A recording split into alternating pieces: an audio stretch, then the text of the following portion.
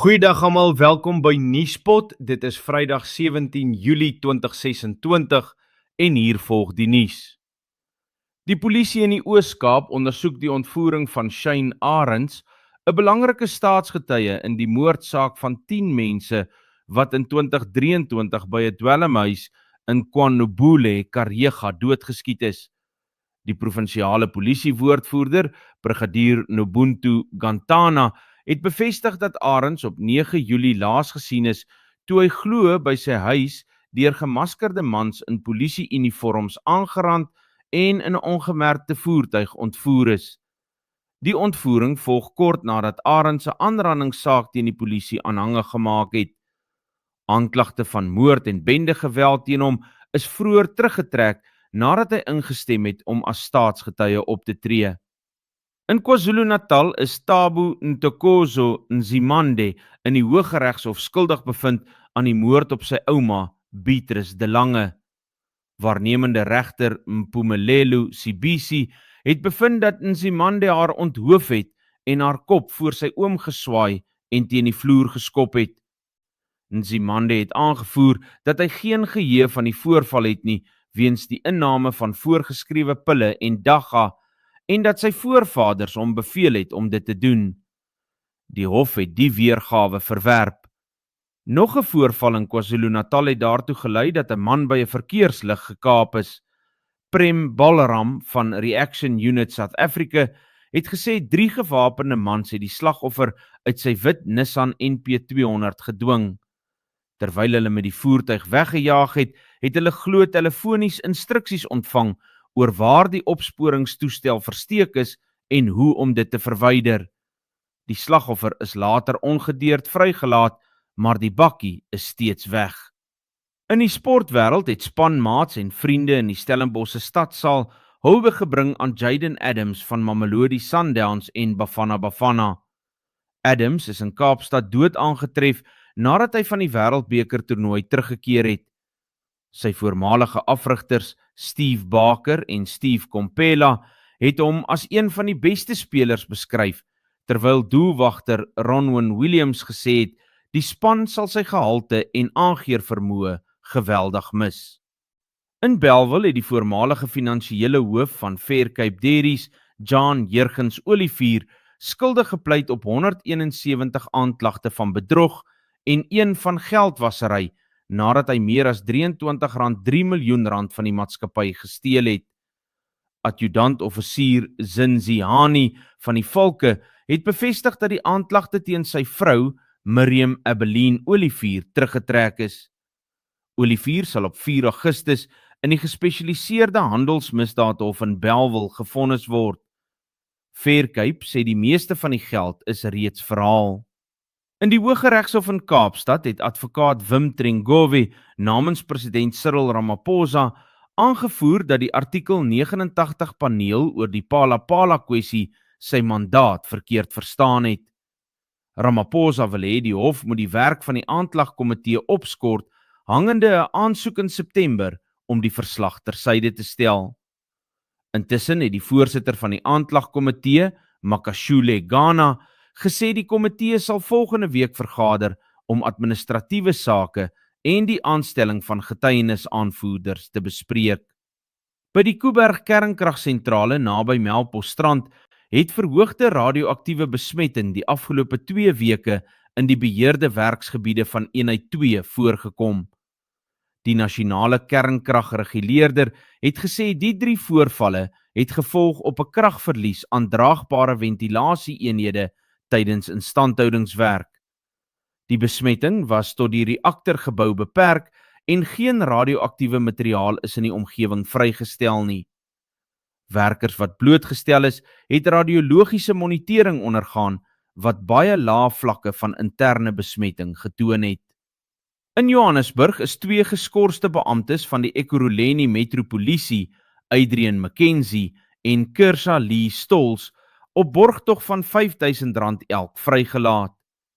Die hof het gehoor dat hulle glo opdragte van Julius Mkwanazi, die geskorste adjunkhoof van die Metropolisiese polisie, uitgevoer het toe edelstene ter waarde van R14,9 miljoen geroof is.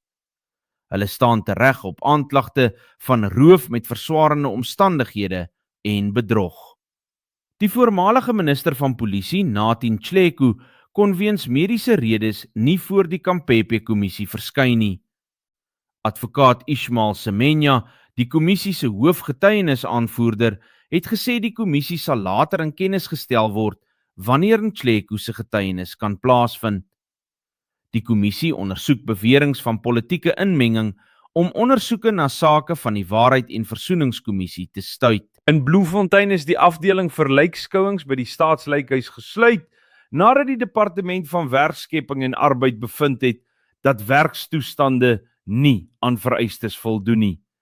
Lindsay Pelser van die Vereniging van Staatsamptenare het gesê, die lijkhuis het foutiewe ventilasie, geen warm water nie, benodig elektriese herstelwerk en het 'n skoonmaakdiensverskaffer nodig. Die Vrystaatse Gesondheidsdepartement het nog nie gereageer nie. In die Noord-Kaap is daar kommer nadat 33 staatsamptenare bedank het voordat die spesiale ondersoekeenheid leefstyl-audits kon afhandel. Premier Zamani Soul het die voorlopige inligting in die parlement bekend gemaak. Die DA se provinsiale woordvoerder, Harold Mcluva, het gewaarsku dat 'n bedanking niemand van aanspreeklikheid onthef nie en dat alle forensiese ondersoeke moet voortgaan om gesteelde openbare geld te verhaal. Die DA treur oor die skielike dood van Tersia Marshall, lid van die Mpumalanga wetgewer en kiesafdelingshoof vir Bosbokrand. Gift Lou, die party se provinsiale media skakelbeampte, het bevestig dat Marshall in 'n motorongeluk in Rustenburg betrokke was en later in die hospitaal aan haar beserings beswyk het. Die speaker van die Mpumalanga wetgewer, Makosazane Masilela, het haar meegevoel betuig. AfriForum het amptelike kommentaar ingedien waarin die organisasie die rasvereistes in die konsepregulasies vir die wet op openbare verkryging verwerp. Die regulasies vereis onder meer dat sekere tenders vir swart ondernemings op sy gesit moet word en dat beheers moet bewys dat 40% van hul eie verkryging aan swart ondernemings bestee is. AfriForum sê dit sal bevoegde ondernemings uitsluit en dienslewering bemoeilik.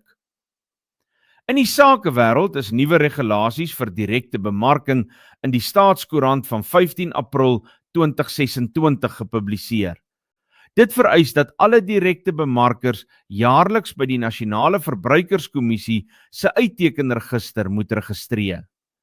Regskenners waarsku egter dat die regulasie slegs doeltreffend sal wees met streng wetstoepassing, omdat baie gemorspos oproepe van buite Suid-Afrika kom. Internasionaal het die Franse parlement 'n wetsontwerp aanvaar wat bystand dood vir volwassenes met ongeneeslike siektes wettig maak. Die wet laat Franse burgers en wettige inwoners toe om 'n dodelike middel self toe te dien of deur 'n dokter as hulle fisiek nie daartoe in staat is nie.